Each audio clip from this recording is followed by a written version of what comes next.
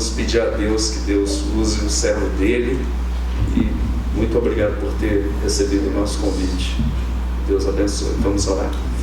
Pai, muito obrigado pela vida do teu servo João Geraldo, que tu chamaste desde a eternidade, e tu tens revelado a tua glória através da vida dele e da sua família, Senhor, e tem abençoado outros irmãos seminaristas ali, aqueles que têm se preparado para o sagrado ministério da palavra.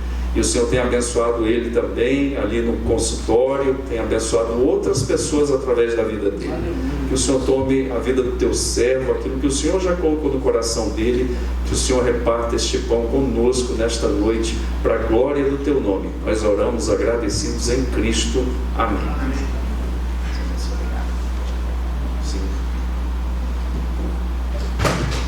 Ok, saúdo a todos com a graça e a paz do Senhor Deus. Amém.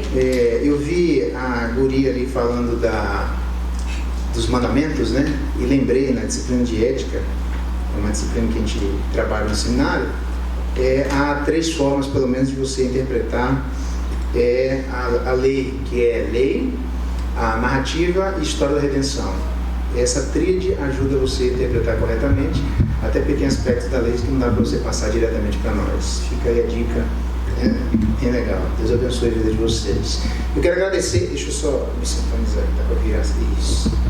Eu quero agradecer ao pastor Elias, uma satisfação. Meu nome é João Geraldo, como ele disse, sou capelão lá no Seminário Presbiteriano de Brasília, sou psicólogo de formação, atendo, dou aula e tenho contribuído lá na Igreja Presbiteriana Nacional, tá? Com a escola dominical e com a vida dos irmãos.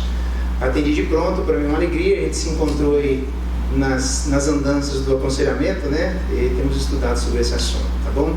Eu espero que Deus abençoe profundamente a vida de cada um de nós na meditação da palavra nessa noite. Abra sua Bíblia lá em Lucas capítulo 13.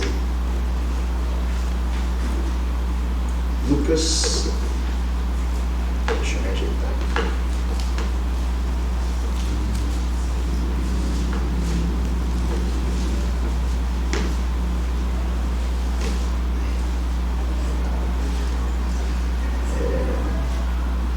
Muito bem. Lucas capítulo 13. Aí, até ali escrito, né? O pessoal é rápido, hein? Lucas capítulo 13, verso 1 em diante, diz assim: Naquela mesma ocasião, chegando alguns, falava Jesus a respeito dos galileus, cujo sangue Pilatos misturara com os sacrifícios que os mesmos realizavam. Ele, porém, lhes disse: Pensais que esses galileus eram mais pecadores do que todos os outros galileus por terem padecido estas coisas? Não eram, eu vos afirmo. Se, porém, não vos arrependedes, todos igualmente perecereis. Ou cuidais que aqueles 18 sobre os quais desabou a torre de Siloé e os matou, eram mais culpados que todos os outros habitantes de Jerusalém? Não eram, eu vos afirmo. Mas, se não vos arrependedes, todos igualmente perecereis. Então Jesus proferiu a seguinte parábola: Certo homem tinha uma figueira plantada na sua vinha, e vindo procurar fruto nela não achou. Pelo que disse ao viticultor: Há 3 anos venho procurar fruto nessa figueira e não acho. Podes cortá-la. Para que está ela ainda ocupando inutilmente a terra? Ele, porém, respondeu: Senhor, deixa ainda este ano, até que eu escave ao redor dela e lhe ponha estrume. Se vier a dar fruto, bem está. Se não, mandarás cortá-la. Até aqui a leitura da palavra de Deus. Louvado seja Deus pela sua palavra. Antes, eu esqueci de dizer, sou casado, tenho 2 filhos, tá? A família ficou em casa e a gente estava no acampamento aí, final de semana, estava encerrando um acampamento de casais. Aí tá todo mundo exausto lá, preparando as coisas para amanhã de manhã, filho para a escola, esses negócios, acorda cedo, né, 5h30, tá bom? Eles não puderam estar aqui, em outra oportunidade estarão com o maior prazer, viu? Muito bem, eu vou considerar que nós oramos. O meu desejo é pensar sobre vocês, sobre a característica da época do Messias, da vinda de Jesus Cristo. Todos nós estamos vivendo atualmente os últimos dias, o intervalo entre a primeira e a segunda vinda de Jesus Cristo, estes últimos dias. A grande questão é que Paulo, por exemplo, vai dizer lá no Novo Testamento, que os últimos dias seriam difíceis por causa dos homens. Ele nem diz por causa de Satanás, ele diz por causa dos homens. A gente pode até se perguntar qual é que seria a história da humanidade se Satanás não existisse. Provavelmente seria a mesma história, porque Tiago, por exemplo, irmão de Jesus Cristo, ele fala a respeito do pecado sendo consumado, sendo gerado, e ele não cita Satanás. Paulo fala a Timóteo que os últimos dias seriam difíceis, e ele não cita Satanás. E Jesus Cristo diz que o que contamina é aquilo que vem de dentro e não aquilo que vem de fora. O problema nosso é que a gente acha que a gente é mais santo do que imagina e menos perverso do que de fato somos. E aí a gente acaba tendo uma visão romântica a respeito da realidade da vida do ser humano, quando na verdade esses últimos dias deveriam chamar a atenção na vida de cada um de nós pelo estado do coração humano. Mas não só ele, o próprio Jesus Cristo disse, por exemplo, lá em Lucas: acautelai-vos dos falsos profetas, acautelai-vos para que aqueles últimos dias não vos peguem sobrecarregado com as coisas deste mundo, não vos peguem sobrecarregado com a bebedeira e com a orgia.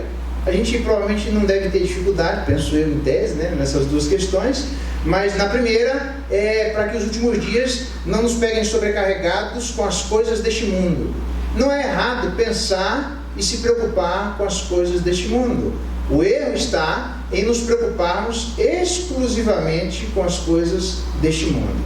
Paulo vai dizer, e ele dizia isso até chorando, que havia pessoas que começaram no Evangelho e agora eram inimigos da cruz de Cristo, justamente porque elas se preocupavam exclusivamente com as coisas terrenas.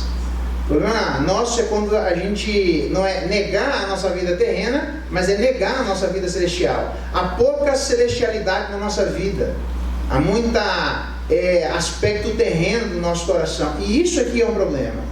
Então esses últimos dias, baseado nisso, deveriam trazer determinada postura sobre a vida de cada um de nós, não só por causa do estado do coração humano, mas também para que nós não ficássemos sobrecarregados com as coisas deste mundo. Então Paulo vai dizer em outro lugar sobre determinadas atitudes que precisam existir na vida de cada um de nós quando levamos em consideração o tempo em que nos encontramos.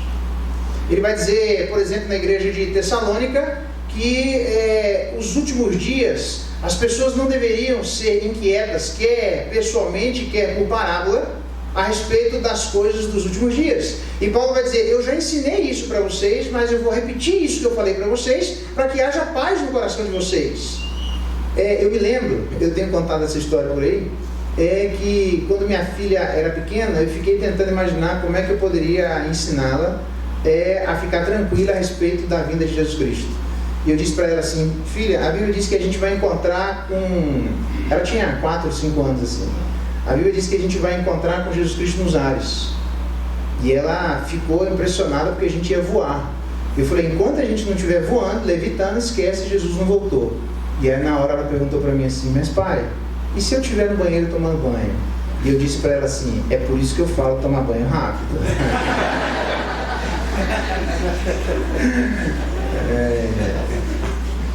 Ela toda preocupada: se começar a levitar, você põe a roupa levitando.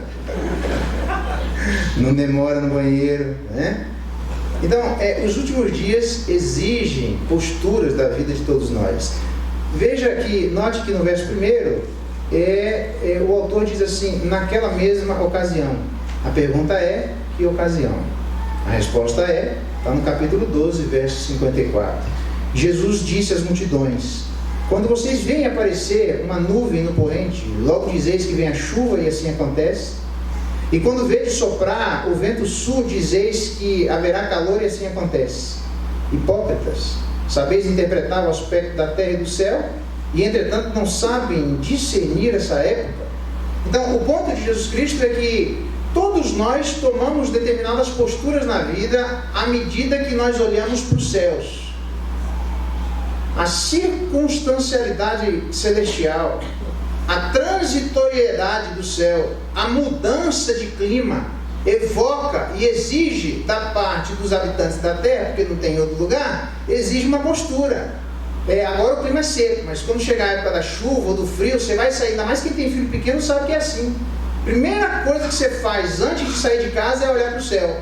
Deixa eu dar uma olhada como é que está o tempo aqui. Vai chover, a roupa é diferente. Vai fazer frio, a roupa é outra. Vai fazer calor, muda de roupa. E assim sucessivamente. Você fez isso na hora de vir para cá, meio que automaticamente pressupondo a regularidade do tempo de seca que existe aqui em Brasília no momento em que nós estamos. Mas, certamente seria uma ignorância, seria um desperdício, seria absolutamente estranho a mudança celestial acontecer e nós queremos andar na nossa vida ignorando os sinais que esta mudança exige da vida de todos nós. Eu me lembro, eu tinha 15 para 16 anos lá em Maringá, estava fazendo frio, para mim bastante frio, porque eu fui criado na Bahia, e nós chegamos lá, eu estava fazendo um curso no Senac. E eu me lembro que era frio, né? Acordava cedo, frio, eu colocava a jaqueta e ia para o Senac. Quando eu saía, estava um baita de um calor, eu vinha morrendo de calor, suando. No dia seguinte, estava frio, eu colocava a blusa e fui para lá. Voltei, um baita calor, eu voltei suando. Falei, quer saber? Amanhã eu vou sem blusa, vou passar frio, mas eu não preciso ficar carregando blusa. No dia seguinte, amanheceu frio, passou frio, eu cheguei lá batendo os dentes, fiquei na sala de aula. Quando eu saí, o frio tinha continuado e eu voltei batendo os dentes. Eu disse, nunca mais na minha vida eu faço um negócio como esse. Eu desprezo o sinal dos céus, porque seria ignorância, para dizer pouco, seria ingenuidade. Os céus e a mudança celestial exige mudança de postura de todos nós. Esse é o ponto de Jesus Cristo. Jesus Cristo está dizendo assim, com a vinda dele, o reino foi inaugurado, e agora vocês estão vendo sinais celestiais e tomando postura em relação a estes sinais dos céus, mas não tomam postura em relação aos mesmos sinais que a minha vinda inaugurando os últimos dias exige da vida de todos vocês. Vocês precisam levar, e que sinais eram esses? As curas, os milagres, as possessões demoníacas, o acalmar de uma tempestade, a cura miraculosa, Pedro andando sobre as águas e tantos outros sinais que Jesus Cristo fez para demonstrar abundantemente, com a absoluta clareza, de que o reino de Deus prometido no Antigo Testamento havia sido inaugurado. Só que, se o reino foi inaugurado, eu preciso tomar alguma postura na vida. Isso exige uma mudança. Não foi só os céus que mudaram, a terra também precisa acompanhar a mudança celestial. E Jesus Cristo está perguntando, vocês estão acompanhando a mudança celestial? É a pergunta que eu faria para cada um de vocês, porque muitos de nós somos mestres em ignorar a mudança celestial e a exigência que essa mudança evoca da vida de todos nós. Acho que talvez um dos exemplos é aquele lá, quando o camarada diz assim, louco, essa noite te pedirão a sua alma, e o que é que você tem preparado por Deus? Ele vai andando ignorando isso. Talvez nessa noite, muitos de nós façamos exatamente o mesmo. Eu vou tomar porque está seco, né? Ignorando, vai tocando a vida como se nós fôssemos eternos, como se a morte não fosse se abater sobre a vida de cada um de nós. Ignorando que todos nós haveremos de comparecer diante do tribunal de Deus para responder pelo bem ou mal que nós fizemos por intermédio do corpo. Ignorando que a obra de Jesus Cristo conquistada na cruz, ele é aplicado em duas vezes. 1 Coríntios capítulo 15, verso 58 e diante, vai demonstrar que na vinda dele, a segunda parte daquilo que ele começou, ele vai aplicar na vida de cada um de nós. Ignorando que o juiz está voltando, e à medida que nós sabemos que o juiz está voltando, uma postura de rapidez deveria existir na vida das pessoas que sabem da vinda do juiz. É isso que ele diz logo em seguida. E por que vocês não julgam também vós mesmos o que é justo? Verso 58. Quando vocês fores com o teu adversário ao magistrado ou juiz, esforça-te para te livrares deste adversário no caminho, para que não suceda que ele te arraste ao juízo, o juiz te entregue ao meirinho, e o meirinho te recolha à prisão. Digo-te que não sairás dali enquanto não pagares o último centavo. A gente simplesmente ignora a vinda do juiz. A gente simplesmente ignora que Jesus Cristo morreu pela vida do seu povo para nos libertar da ira vindoura, porque o Pai Celestial, o juiz de toda a terra, ele está vindo em ira. A gente ignora que Pedro, por exemplo, diz que aqueles a quem vocês chamam de Pai é juiz do mundo inteiro. A gente ignora que, sendo Deus o nosso Pai, o juiz do mundo inteiro, nós podemos ter uma relação de amizade com Ele, uma relação de proximidade com Ele, mas jamais devemos nos esquecer que às vezes nós não nos damos conta do quão perigoso é estarmos na presença dEle. Ele disse isso para Moisés: olha, você não está entendendo, você está chegando perto demais, tira as sandálias porque o terreno que você está pisando é santo demais. Pedro entendeu isso. Isaías entendeu isso, e todas as pessoas que entenderam isso diz: afasta-te de mim, Senhor, porque eu sou pecador. Então, essa vinda do Messias, essa proximidade dele, deveria fazer com que houvesse pressa no nosso coração, para que determinados acertos acontecessem na vida de cada um de nós. Quando você for entregar a oferta, e te lembrares que tem alguma coisa contra o seu irmão, teologia da prosperidade, abre aspas, você deixa a oferta e depois vai resolver com o teu irmão.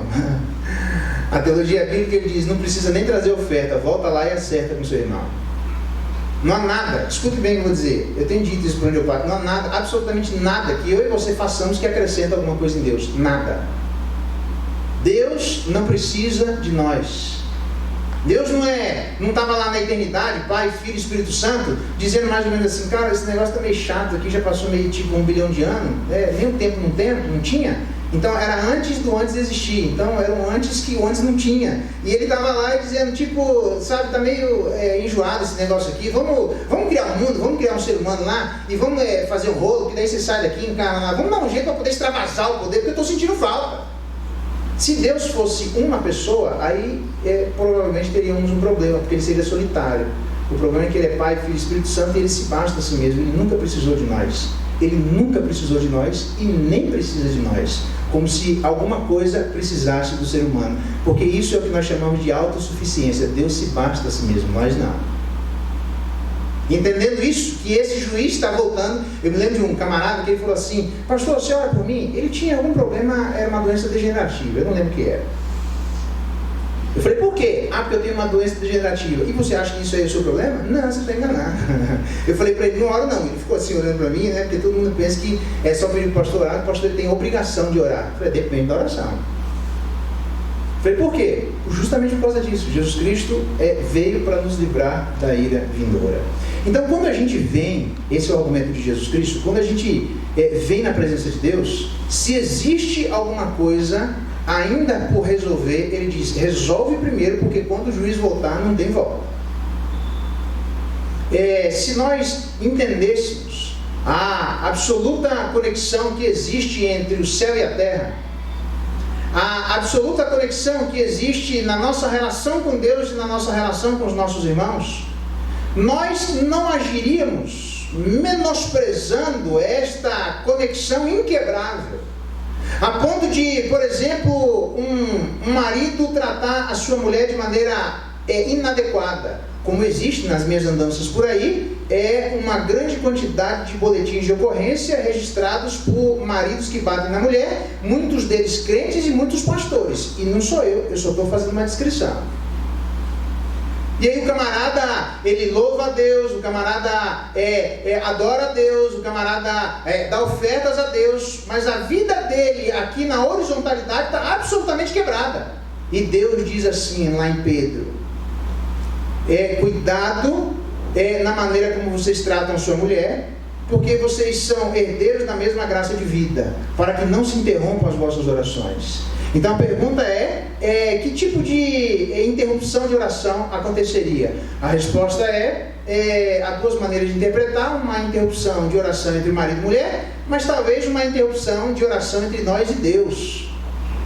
Porque quando a gente trata a nossa mulher de maneira absolutamente inadequada, quando nós chegamos diante de Deus, a primeira pergunta que Deus faz é: cadê a sua esposa? Ele diz: sei lá, eu estou ocupado agora, vamos adorar. Eu falo: não, eu quero saber onde é que está a sua esposa, irmão.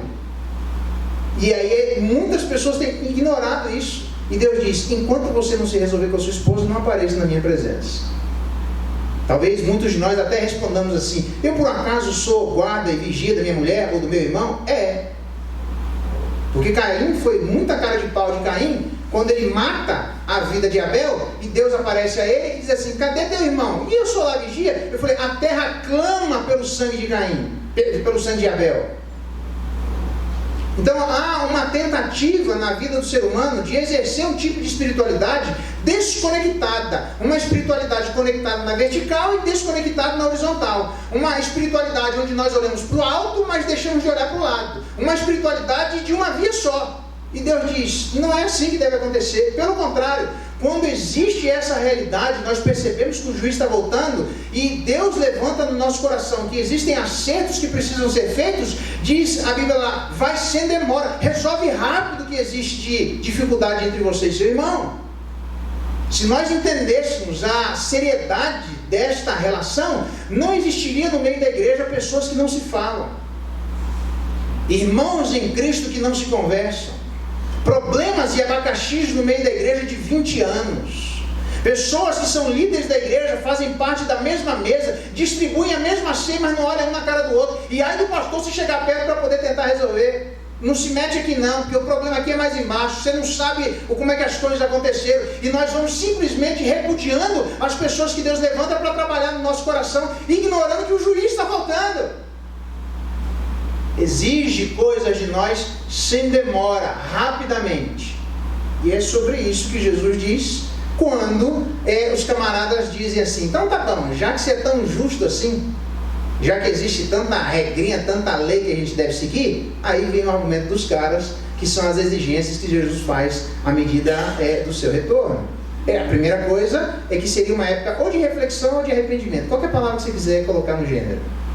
Porque os camaradas dizem assim: já que sou tão certo assim, como é que fica Pilatos, que foi lá, esfregou o porco no meio, já que o porco era um animal imundo, esfregou o porco aqui no meio e ninguém vai fazer nada com ele? Pilatos estava errado? Estava. E aí, como é que faz? Como é que faz com aquele camarada que derrubou, fez uma obra mal feita e matou 18 pessoas na Torre de Siloé, e existia um CREA, alguém assinava, um engenheiro responsável? Eu quero saber o que é que vai acontecer com o desmazelo daquele engenheiro sobre a responsabilidade da sua obra. E aí Jesus Cristo responde: vocês estão certos. Porque existe uma indignação correta, e deve existir na vida da igreja uma indignação absolutamente correta na vida de cada um de nós sobre a injustiça e os desacertos existentes fora de nós. Então, a minha questão não é qual partido político, mas a minha questão é que onde você bate enxada tem problema. A corrupção hoje, ninguém fala de 1.000, milhão, é bilhão. Eu não consigo nem imaginar o que é 1 bilhão. Se eu tivesse 3 vidas, eu acho que eu não juntaria. Não tenho 3 vidas, estou brincando. Mas se tivesse um monte de vida, eu acho que eu não juntaria esse dinheiro todo. É muito dinheiro. E aí você olha indignado, você pode se lembrar de qualquer tipo de exemplo que trouxe uma comoção popular. Fernando Ribascali Filho, que matou filho era deputado lá em Curitiba, e atropelou e matou um monte de gente, só que nesse monte de gente que ele atropelou tinha filho de juiz. Você fica indignado. Eu quero saber como é que a gente vai resolver esse problema dele. Maníaco do parque, estupradores que aparecem por aí, o cara que mata a própria filha, ou, como nas minhas andanças por aí mais perto de mim, eram 3 irmãos, e um deles matou a irmã, e quando a polícia chegou, ele estava abraçado do lado do corpo da irmã. Situações como, por exemplo, de abuso sexual dentro da igreja e fora da igreja. Pessoas que você diz que mereceriam a nossa confiança, abusaram da autoridade em que se encontravam, e o clamor popular se levanta dizendo: não pode acontecer uma situação como essa. É exatamente esse o ponto de Jesus, que vocês estão certos. Herodes vai responder por aquilo, Pilatos vai responder por aquilo, este camarada que era um engenheiro vai responder por aquilo. Mas não se esqueça que o juízo de Deus, ele começa dentro da casa de Deus. Nós somos mestres, e há uma rapidez, e deve existir essa rapidez para nós julgarmos as questões que existem fora de nós. A única coisa que Jesus Cristo está dizendo é que com a mesma rapidez, com a mesma clareza, com o mesmo empenho, com a mesma intensidade, com a mesma percepção, com a mesma peculiaridade, com o mesmo olhar, com a mesma definição, com a mesma gana, com a mesma raiva, com a mesma intenção de que as coisas justas aconteçam, você tem que exigir isso de fora de você, mas de dentro de você. O que significa que não é a psicologia que manda nós olharmos para dentro de nós mesmos, mas a palavra de Deus diz isso. Quando a gente vai participar da mesa do Senhor, examine-se o homem a si mesmo, olha para dentro de si, dá uma olhada, porque existe no nosso coração, e o Espírito Santo de Deus vai levantar na vida de todo verdadeiro filho de Deus as coisas que ainda precisam de mudança, as injustiças, os desacertos, as incoerências, a carnalidade, a falta do Espírito Santo, do enchimento do Espírito Santo, os desacertos no meio da igreja, e você vai olhar para dentro de você e a única reação vai ser: eu não posso nem participar da mesa, eu não posso nem me aproximar do Senhor, assim, afasta de mim porque eu sou pecador. Por quê? Porque existem realidades presentes na vida de todos nós que, se caso elas permanecerem, nos impedem de chegar a uma maturidade, nos impedem de nos parecermos mais com Jesus Cristo, nos impedem com que a imagem de Deus existente na vida de cada um de nós se torne cada vez mais clara, nos impedem de exalarmos o bom perfume de Jesus Cristo. Então olha para fora e olha para dentro e diz: quem é que vai resolver esse problema da minha alma? Como é que, Geraldo, você pode fazer uma coisa como essa? Como é que essa incoerência ainda existe no seu coração? Por que é que você tem pedido perdão repetidamente pelas mesmas circunstâncias? Você pediu hoje, peca amanhã, você pediu hoje, peca amanhã, isso ainda permanece na sua vida. Geraldo, do mesmo jeito que na corrupção onde ela existe precisa mudar, a corrupção existente no seu coração precisa mudar. Onde a mentira lá fora precisa mudar, a mentira dentro do seu coração precisa mudar. A injustiça lá fora precisa mudar, dentro do seu coração essa injustiça precisa mudar. Então, se nós pensamos em comemorar 11 anos de igreja, nós precisamos nos lembrar que o juiz está voltando e ele exige da vida de todos nós uma mudança absolutamente celestial, fora de nós e dentro de nós. Talvez a única postura seja de arrependimento, dizendo: eu estou errado. É difícil, eu vou falar depois um pouquinho sobre isso, mas é difícil a gente assumir a bronca e dizer: eu estou errado. Existe erro lá fora e existe dentro de mim. Senhor, me ajuda a corrigir. Paulo é tão importante que ele diz assim: se alguma coisa eu perdoo, na presença de Cristo eu perdoo, para que Satanás não alcance vantagem sobre vós. Porque Satanás trabalha em meio aos desacertos, em meio ao obscuro, em meio à dúvida, em meio à névoa, em meio às coisas não resolvidas. E todos nós passamos por circunstâncias assim, onde imediatamente nós precisamos olhar estes sinais e dizer: meu Deus, Deus está voltando, eu preciso resolver isso. A grande diferença, eu tenho dito, que entre o pastor e a igreja, é que quando o pastor briga, eventualmente, bem raramente assim, quando algum desacerto acontece dentro de casa, ele precisa resolver isso sem demora, porque domingo ele tem que pregar e ensinar na escola dominical. E o membro da igreja, quando ele se desacerta em casa, o que ele faz? Ele não vem na igreja. Vem 2 domingos sim, 3 não, 4 não e 1 sim, e ele vai levando até ele tentar resolver a consciência dele. O pastor não pode fazer isso. É por isso que eu tenho um acerto, que para mim é público, não tem problema nenhum. Eu tenho um acerto lá em casa que nós acordamos entre eu e minha família, final de semana não é dia para brigar. Ah, mas eu quero falar. Hoje não, você fala segunda-feira. Segunda-feira você tem todo dia. A audiência lá em casa é toda segunda-feira. Por uma questão muito simples, irmãos. Se eu brigar na sexta ou no sábado, não dá tempo de, talvez, eu me reconciliar. E como é que eu faço diante da igreja? Não é porque eu não quero deixar, não é porque eu não queira brigar e porque não haja desacertos. É porque eu preciso resolver isso sem demora.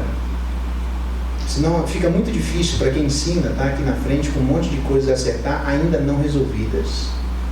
Por isso ele diz: irai-vos e não pequeis, não se põe o sol sobre a vossa ira. Eu me lembro de uma vez ter brigado com a minha esposa. Eu era recém-casado, 6 meses, a gente tem 24 anos de casado. E nós sentamos na cadeira, uma na ponta da mesa, outra na outra, e nós dizemos assim: nós não vamos dormir antes de nos acertarmos. Muito bem. Aí eu disse para ela, isso era 11 horas da noite mais ou menos, eu disse para ela assim, por gentileza, primeiro as mulheres. E ela disse assim, não, por gentileza, você é o cabeça, primeiro os homens. E nós ficamos até 2 horas da manhã. Porque o grande problema não é a convicção do acerto, o grande problema é ninguém quer dar o primeiro passo. Na verdade é essa. Ninguém quer dar o primeiro passo. O camarada mecânico, ele pega um caminhão para levar na sua mecânica, a pedido do dono do caminhão para poder consertar. No meio do caminho estava uma rua meio estreita, eles barram no carro e batem no carro. Ele põe um bilhete lá, dizendo assim, olha, fui eu que bati no seu carro, pode me ligar que eu venho aqui para poder consertar. Ele foi embora, ele procurou, não achou, foi embora. Umas 2, 3 horas depois o camarada liga e ele volta lá. Ele diz assim, foi você que bateu? Fui eu. Ele explicou, eu sou mecânico, tenho um mecânico aqui perto, eu peguei o caminhão e barbeirei e bati, eu vou consertar seu carro. E ele perguntou assim, por que você fez isso? Ninguém no seu lugar faria a mesma coisa. E ele disse assim, é porque eu não sou ninguém. Eu preciso me acertar sem demora. Eu espero, sinceramente, que não só 11 anos de igreja, aqui na Batista, na Presbiteriana, em todos os lugares, todos nós, essa palavra é para mim e para nós, todos nós entendamos a seriedade da necessidade que temos de nos acertar, talvez de nos arrepender, mas no mínimo de olhar para dentro de nós e ver se existem coisas que precisam de mudança. Se precisar, irmão, muda e muda para ontem. Por quê? Porque você já imaginou se Deus chamar a vida de qualquer um de nós hoje? Está lá seu Cassiano, lembrei do nome dele. Seu Cassiano, 98 anos. Ele dizia assim, pastor, minha perna está falhando aqui, ó, não firma. Eu pensei comigo, com 98 anos ele quer que firma ainda, né? Beleza, né? Tá bom. Aí ele ficou mal, foi parar no hospital, eu falei, esse aí não volta. Voltou, se recuperou. Ele entra na igreja assim, ó, de bengala, ereto, e nesse inteirinho já morreu, já enterrei um monte de gente lá. E seu Cassiano, filho, fez 100 anos. E teve um monte de gente que não vai chegar nem perto, porque Deus já chamou para a glória. Irmão, se existe alguma coisa para ser acertada, acerta para ontem. Porque a gente não vai por cronologia, vai a hora que a nossa senha bater. Não tem jeito. E essa senha é pessoal, como diria o banco, e intransferível. É sua. Segunda coisa, não só é uma época de auto-reflexão ou de arrependimento conforme a necessidade, mas é uma época de frutificar. Verso 6, então, aí vem a parábola. Jesus profere a seguinte parábola. Há 3 anos, no verso 7, eu estou procurando fruto. Na verdade, Deus procura fruto na vida de cada um de nós. Deus sempre procurou fruto na vida de cada um de nós, e Ele diz, olha, pode ficar aí, posso cortá-la? Para que ela está ainda ocupando inutilmente a terra? Porque eu também tenho dito que existem pelo menos 8 razões para alguém morrer. Uma delas honra a pai e mãe, porque é o primeiro mandamento com promessa para que seja de longa vida sobre a terra. Não honra pai e mãe, que também é o primeiro mandamento com promessa, e sua vida vai ser ceifada antes da hora. Então tem muitos jovens sendo ceifados por falta de honra de pai e mãe. Segundo, eu não vou dizer todas não, para que aí eu venha outras vezes, eu vou dizer nas outras daí, tá? Segundo, Apocalipse 14:13, que ele fala para que descanse de suas fadigas e as suas obras os acompanhem. Então eu já disse para você, se você é uma pessoa que está... Porque tem gente assim cansado da injustiça, cansado de lutar contra Satanás, cansado do próprio coração, das próprias incoerências, cansado dessa vida, e talvez se você seja uma dessas pessoas dizendo, cara, eu cansei de lutar, cansei de tanta maldade. Deus diz, opa, está cansado, vem para cá descansar. É por isso que quando eu estou cansado, o que eu faço? Eu vou dormir, volto de Deus, estou bem, sarei, está tudo certo. Porque se você e eu reclamarmos de canseira, você pode saber que nós somos candidatos a Deus levar. Porque uma das razões para Deus levar um dos seus filhos é para que descanse de suas fadigas. Está cansado, irmão? Deus abençoe, pode ir que eu ainda tenho muito trabalho. Eu estou contra, toma um Dorflex lá, resolve, passa a canseira e vamos adiante, né? Mas uma terceira razão para alguém morrer é ocupar inutilmente a terra. Não existe ninguém, absolutamente ninguém na face da terra que seja inútil, que ande a esmo, que não haja objetivo, que a pessoa esteja vivendo sem propósito. A Bíblia chega ao ponto de dizer que na velhice, quando os dentes nos faltarem, quando os moedores da boca não existirem, quando as forças das pernas já não nos sustentarem e as pessoas nos levarem para lá e para cá e a gente não tiver força, porque é a velhice que se estabeleceu, em outro lugar ele diz que ainda na velhice nós ainda daríamos fruto. Porque eu e você precisamos aprender a frutificar até o dia em que a nossa senha bater lá no céu. Porque se nós aqui na terra ocupamos de maneira inútil, sem propósito, a esmo, Deus olha para a vida de cada um de nós e diz: esse está cansado, pode levar, e esse aqui não está fazendo nada, também pode levar. Esse aqui é inútil, não serve para nada. Talvez uma das perguntas que eu e você deveríamos fazer é: Deus, o que o Senhor quer de mim hoje?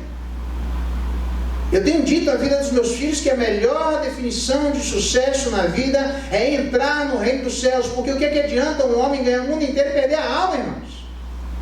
É uma bênção ter sucesso financeiro, é uma bênção prosperar no meio do deserto, como tribos prosperaram no meio do deserto, mas nós devemos evitar o que algumas das duas tribos fizeram, que prosperaram tanto no deserto que não quiseram atravessar o Rio Jordão.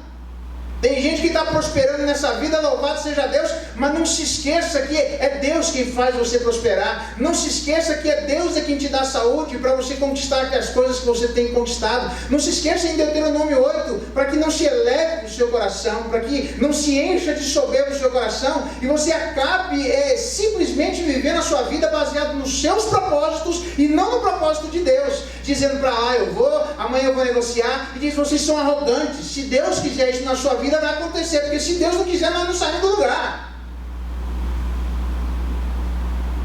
Então a pergunta séria que eu falo à vida dos meus filhos: entre no reino dos céus, filho. Se vocês forem ricos, entre, melhor ainda, né? É melhor ser rico com saúde do que pobre doente. Eu sempre tenho dito isso, né? Mas na dúvida, na eventualidade de a gente ser pobre, mas próspero da alma, nada tendo, mas possuindo tudo, triste, mas alegres, na eventualidade de Deus trabalhar de maneira diferente no nosso coração, onde a prosperidade material não faça parte do plano de Deus, o que importa na minha e na sua vida é que nós entendamos que só encontraremos satisfação, alegria e prazer diante do propósito de Deus. Então eu e você precisamos nos perguntar nessa noite: Pai, o que é que o Senhor quer de mim? Deus não quer só arrependimento, Deus não quer só uma teologia negativa, Deus não quer só que nós evitemos os erros da nossa história. Existe uma teologia negativa, pare de mentir, mas existe uma teologia da verdade. Fale a verdade e conforme a necessidade, e assim transmita graça aos que ouvem. Não só deixe de roubar, mas agora trabalhe para sustentar a sua vida e abençoar a vida de seus irmãos. Existem coisas que nós devemos deixar de fazer, mas existem práticas que nós precisamos aprender a fazer.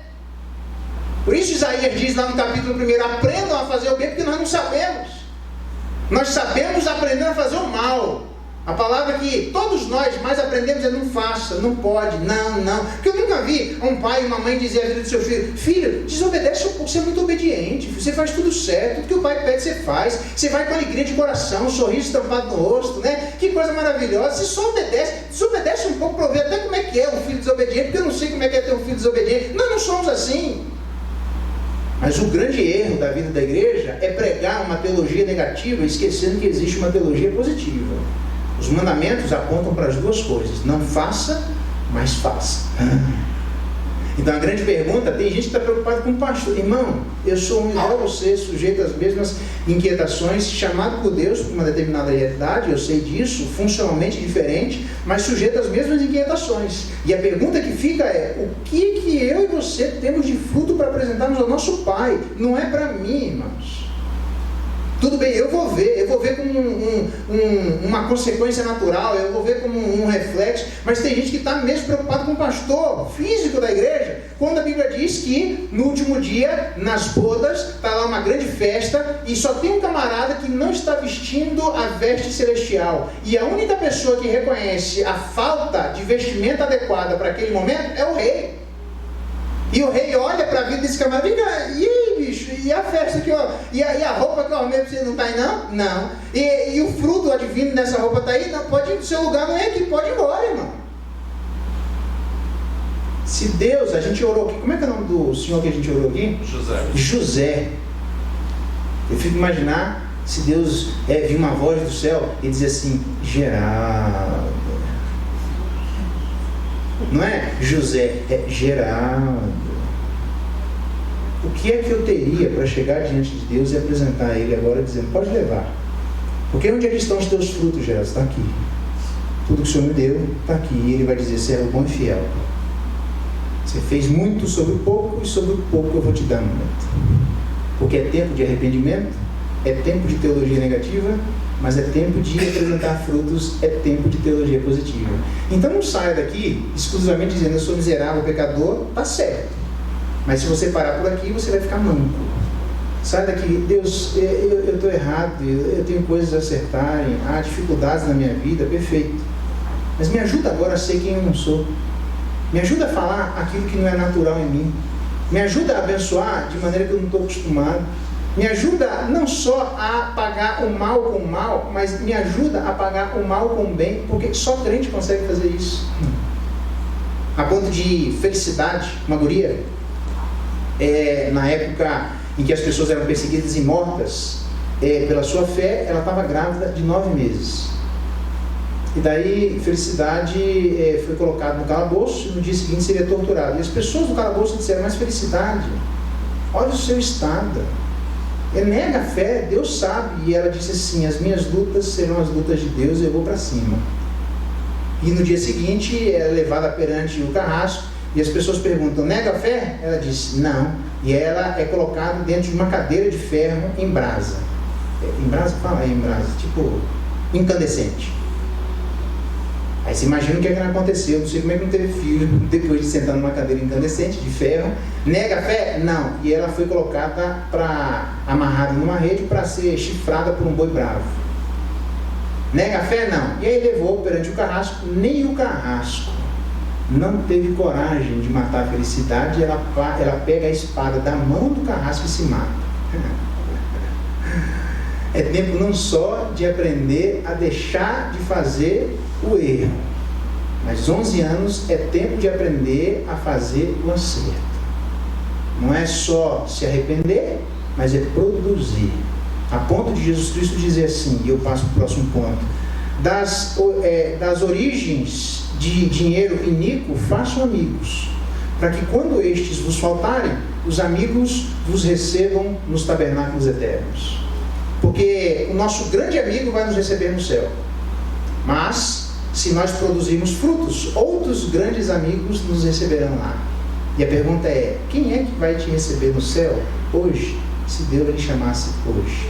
Porque tem gente que é tão chato, mas tão chato que ele não consegue fazer amizade com ninguém. Ele não consegue proximidade com ninguém. Ele só consegue afastar. Fulano morreu, palavra da salvação, graças a Deus. Não é assim?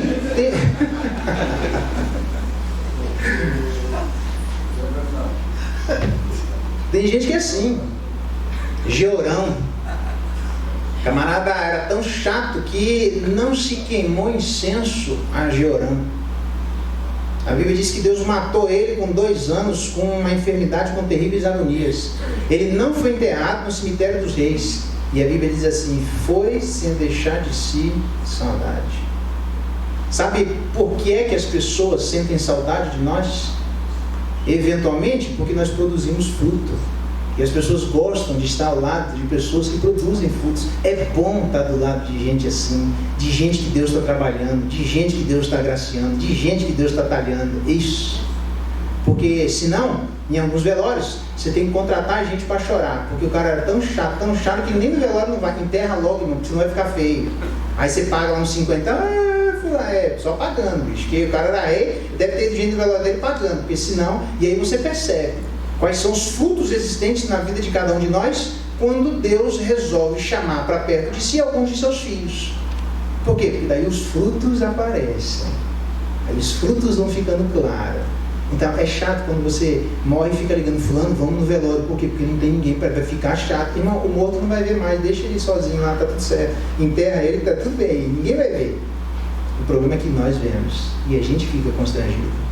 Eu perguntei para um camarada assim, o que você quer que eu diga no dia da sua morte? Porque eu acho que você vai primeiro que eu. Tá, tô brincando, mas eu achava isso mesmo, né? Aí eu perguntei para ele, o que você quer que eu diga? Ele falou assim para mim, fala bem de mim pro teu patrão. Eu disse para ele assim, eu não sou mentiroso. Você quer que eu diga o quê? Diga. O que fruto você tem para eu dizer para o meu patrão, para olhar para você? Se Deus chamar para você, o que você quer que eu diga no dia do teu velório? Porque eu ainda tenho muito ovelhinho para pastorear, tá bom? Então talvez alguns de vocês vão antes de mim, né? Se Deus chamasse hoje, você queria que eu dissesse o quê? Tempo de teologia negativa, tempo de teologia positiva. Por fim, tempo de arrependimento, tempo de produção do fruto. Por fim, no verso 8, não só isso, ele porém respondeu: Senhor, deixa ainda este ano, até que eu escave ao redor dela e lhe ponha estrume. A pergunta é: o que significa isso? A resposta é que escavar e colocar estrume é mexer ao lado da planta para produzir um ambiente absolutamente adequado para que ela venha justamente a produzir um fruto que ela não está produzindo. Entretanto, essa forma de Deus escavar, Deus escava na vida de cada um de nós colocando pessoas. São pessoas que, geralmente, as primeiras pessoas são quem? Pai e mãe. É o pai que senta com o filho para poder corrigir o filho, que senta com a filha para poder corrigir a filha. E aí os filhos ficam bicudos com o pai, não gostam. Porque na hora de escavar, ninguém viu, por exemplo, é preciso o ferro com o ferro se afia, lembra disso? Então, imagina você assim, o que você está fazendo? Estou afiando a faca. Isso não existe, irmão. Você vai ter que pegar uma superfície tão dura quanto, e vai ter que esfregar uma lima, vai ter que passar na faca, saindo faísca, tirando rebarbas, para que ela esteja apta à função da sua própria existência. Então Deus vai colocar pessoas na nossa vida para limar literalmente a nossa alma, para limar o nosso coração. Vai sair faísca da nossa vida, vai sair faísca do nosso coração, haverá atrito na nossa alma, mas essas coisas são absolutamente necessárias para que haja um ambiente adequado no nosso coração, para que estes frutos que não apareceram voltem a aparecer na nossa vida.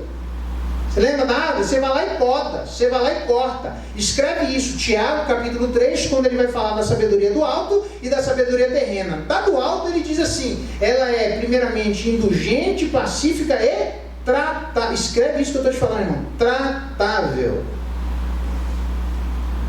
Tem quase 20 anos de ordenado. Esta é a prova dos 9.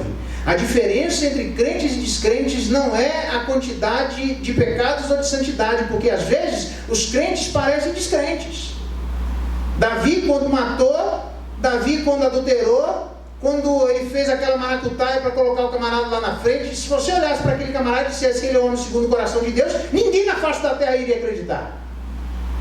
Salomão, um homem que não tinha sabedoria, Deus implanta sabedoria na vida de Salomão, e ele é um homem absolutamente espetacular, que enquanto um contamento, um ponto na rede, Sabá disse assim: olha, me disseram sobre você, mas não chega nem aos pés daquilo que você é. E aí lá na frente, o que é que acontece com a vida de Salomão? Ele cai, e aí ele fica imaginando a rainha de Sabá, sabendo da vida de Salomão. Lembra de Salomão? O camarada pirou na batatinha, velho. Tudo aquilo que ele falou, ele deixou por terra, ele abandonou, e se fica, mas não pode. Eu conversei com Salomão, eu vi com estes olhos que a terra há de comer, e com esses ouvidos, as maravilhas de que Deus havia trabalhado na vida de Salomão. Este homem, você está dizendo, exatamente. Faltou alguém para limar, alguém para trabalhar, alguém para escavar. E a diferença então é, quando nós nos parecemos ímpios, nós seremos tratáveis.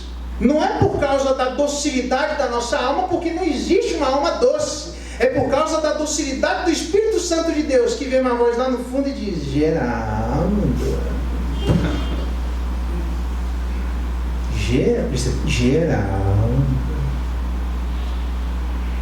E aí alguém vem, fala como um embaixador de Deus, que recebemos o ministério da reconciliação. Preste bem atenção nisso, irmão. Todos nós, preste bem atenção nisso, todos nós temos o direito de dizermos não a quem quer que seja, mas cuidado, porque você pode estar dizendo não para Deus. Porque qualquer um que tem o Espírito Santo de Deus, que é embaixador de Deus, ele pode vir do nosso lado, porque Deus levanta pessoas para trabalhar na vida de outras pessoas e dizer assim: Geraldo, tem certeza, Geraldo, que é desse jeito? E aí eu paro para pensar e digo: meu Deus do céu, fala de novo aí, porque vai que é Deus falando para mim. E se for, você vai dizer: eu preciso mudar, independente da nossa função, da nossa hierarquia, de quem somos ou da nossa história. Se é Deus falando, A gente precisa aprender que Deus coloca pessoas na nossa vida para escavar.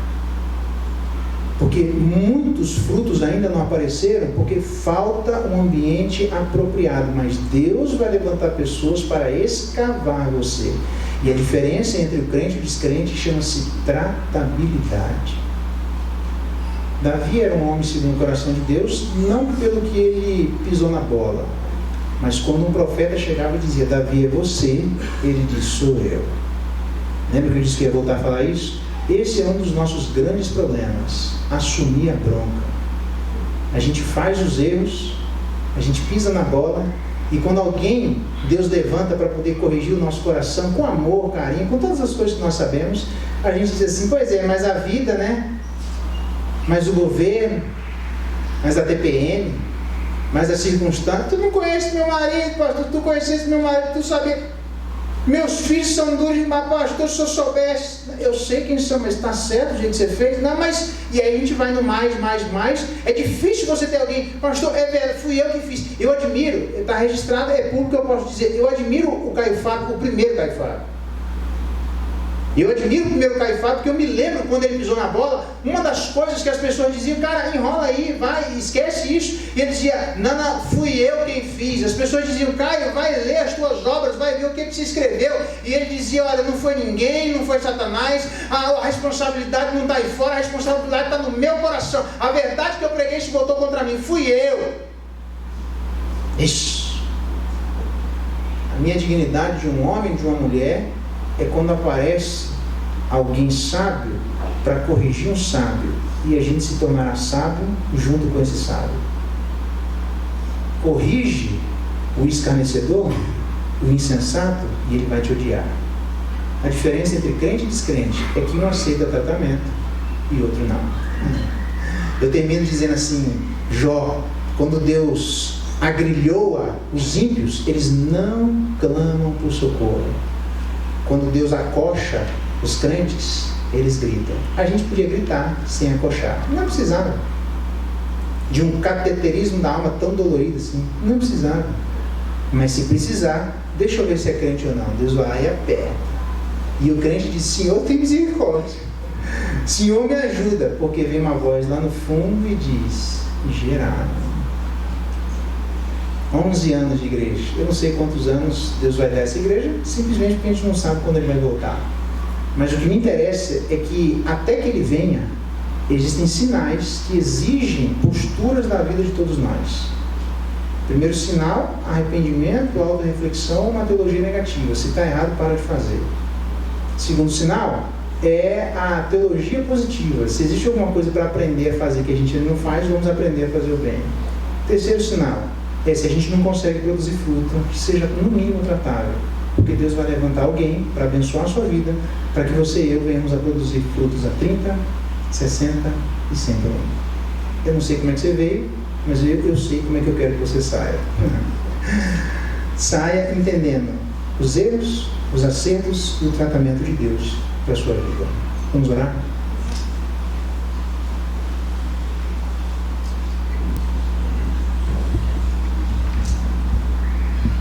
Pai, muito obrigado pela Tua palavra, louvado e bendito seja o Teu nome nessa noite. Nosso coração se alegra sobremaneira de saber que antes do Senhor retornar ainda há tempo, e o tempo se chama hoje. Ó Espírito Santo de Deus, se existe alguém aqui que o Senhor mesmo levanta no coração com coisas que precisam ser mudadas, dê a força necessária para o arrependimento, a força necessária para deixar de fazer aquilo que jamais deveríamos ter feito. Ajuda-nos que haja o arrependimento genuíno dos céus, mas nos dê graça, porque nós queremos produzir frutos, não frutos para a salvação, mas frutos de gratidão, frutos de alegria. E quem sabe 11 anos, 12, 15, 24, tantos quantos forem os anos ao Senhor dar a esta igreja, que sejam anos de teologia negativa e positiva, de arrependimento e de produção de frutos. Na graça, porque nós queremos produzir, nós queremos trabalhar, nós queremos ser úteis em prol do teu reino. E se existe ainda dificuldades que nos tornam mancos, imaturos, coloca pessoas maduras ao nosso redor, anciãos, pessoas às quais o Senhor já trabalhou, para que, na medida do trabalho recebido, elas possam compartilhar e trabalhar na vida de todos nós, para que venhamos a produzir frutos a 30, 60 e 100 por ano. Ajuda-nos nessa caminhada e nesse propósito. É a nossa oração em nome de Jesus. Amém.